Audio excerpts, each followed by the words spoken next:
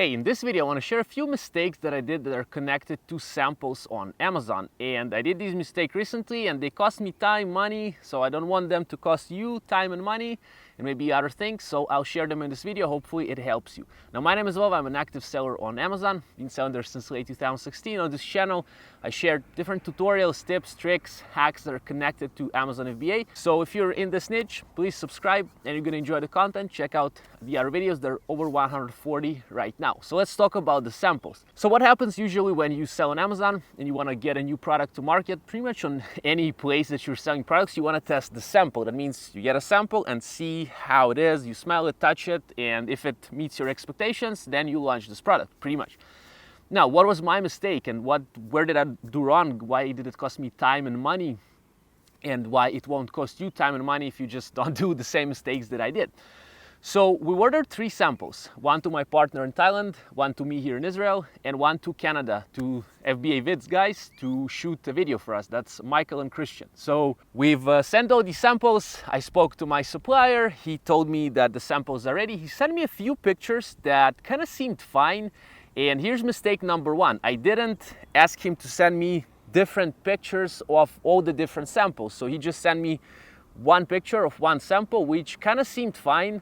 But the other 2 samples had totally different products inside and there was a big mistake there. So the first thing that you would not want to do, like I did, is just be really in touch with your supplier and tell him exactly what you need to see on your sample. But also once he says, yes, the sample is ready, then tell him, please send me the exact picture, show me all the little parts, everything that you want to see. Because why? We had sent 3 samples, one to Thailand, one to Israel, one to Canada, and it costs us like what? About $100+ to ship all of them. And all the samples that arrived were not the right samples, which is kind of bad because we again spent time and money and we are delaying the launch of the product, which kind of sucks because we need to create it, ship it, launch it to be ready for Q4. And now we have a bit of a problem. But the good thing is that we actually took this time and to improve the samples or the product even more. We've added a bit of new additions. We added logos. It's like a set of products, 3 products together. And we added logos on each one of them. And we did a few other fixes to the product, which on itself is pretty good. So what I would recommend you doing in order not to get inside the situation is first, as I've mentioned, to have the products kind of pictured exactly like you want. Tell your supplier to the little details. You got to be really connected to the little details. And the other thing they like to tell you is you should, if you want, ship the sample to a place in China that will inspect your samples. I've spoken about this in a previous video I did about samples a few months ago, I think. I'll link it up here in the card and in the description for you. That's like an Amazon FBA samples guide where I gave the best practices for samples. And funny enough, I did a mistake myself, which I always do, like in many other things in life. But that's why I reach goals, because I don't stop if I do a mistake. I think that's really healthy, because if you don't do mistakes, that means you're doing nothing. And that kind of sucks, right? So what you do is you take the product that you have or the samples that you have ready. Maybe you have 2, 3, 1. Maybe you want to send it to your partner. Maybe you want to send it to a photographer. Send it to a place in China that can inspect them for you. It will be much cheaper. Maybe the supplier will do it for free for you even, or maybe tops $5 to send it internally in China. And then ask this company that takes care of this to check the samples for you and give you a few pictures.